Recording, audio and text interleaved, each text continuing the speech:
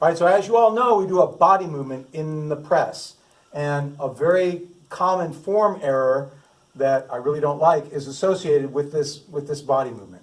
So here you are at the beginning of the press, and the body movement for the press is a hip movement. That's the critical point. You're going to throw your hips forward.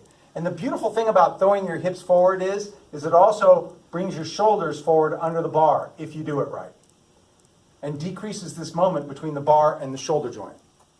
The problem is that a lot of times people aren't doing this. So there's one body joint involved in that movement, and that is the hip joint.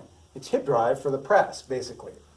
The problem that I see most people doing, though, when they first start out, is that it's not a hip movement forward.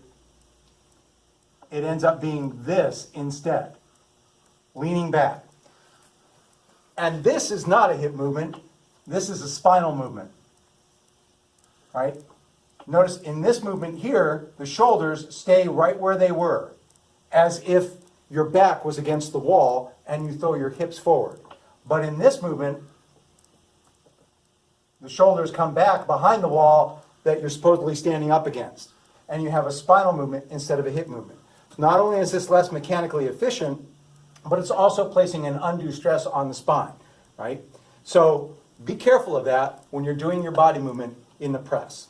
Thanks for watching. Stay strong and stay healthy.